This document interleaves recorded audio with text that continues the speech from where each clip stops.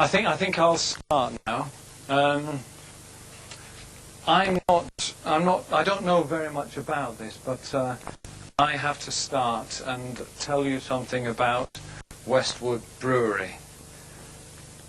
It's a very old brewery. It was founded in 1778, I think. So that means it's about 200 years old. So it's a very old brewery. And we use very traditional production methods. We produce using old-fashioned vats and wooden barrels, and also the products themselves are very very traditional, old English bitter, and also you'll see from this description that we have an imperial stout, which is very traditional. So it's very dark, immense, rich, with a depth of burnt fruitiness. Ideal nightcap.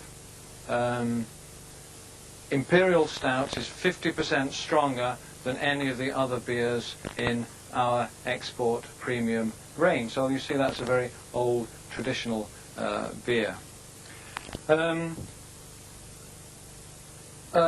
So we also have some modern products. We make a lager, which is an European type of beer, and over the last years that has expanded considerably.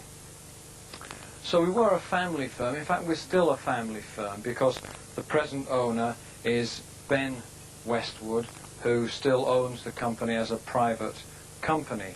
There was a takeover bid, I don't know how long ago, but not very long ago, and we resisted that, and we continue to be a family firm, family company. This is important for the identity of the company, and in fact that's why we're here today, to discuss the corporate identity and to see if it changes in the future. We also have horses. You've probably seen our horses, and they deliver the beer to the local pubs, and that's another very traditional form of delivery that we have. Production has not been very great in the last few years. We've had a slight levelling off, although the profits have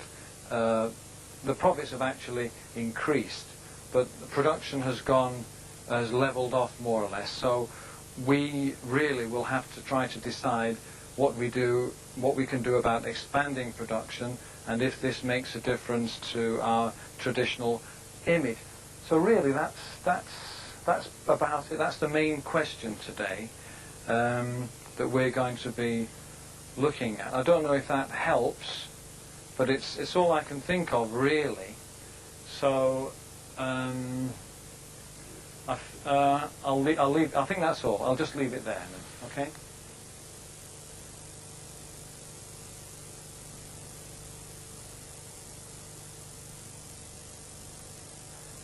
Right, the new appraisal system. I've got some overheads here. Oh, no, that's not the right one. Never mind. That's not quite ready yet. Anyway, I'll see what I can do. By the way, at the end I want to tell you something about the new timing. We've just changed the timing. Don't let me forget that. I don't know if you know this already about the new appraisal system. Perhaps you do, perhaps you don't. Anyway, I'm going to tell you something about it so that later on you can use it if you want to in your work, and then we'll see how things go.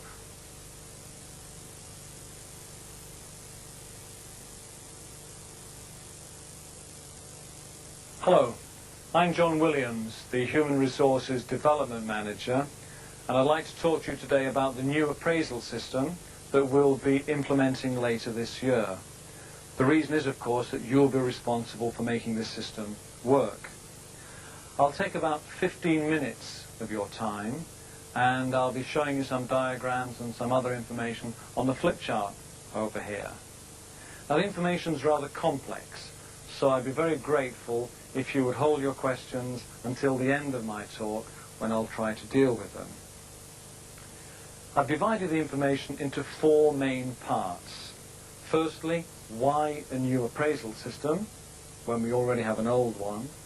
Secondly, who is responsible for the different stages of the operation? Thirdly, what happens in the interviews? In other words, the content. And finally, how are the interviews reported back to your managers? Okay, so that's why, who, what, and how. First of all then, the why. Why a new appraisal system?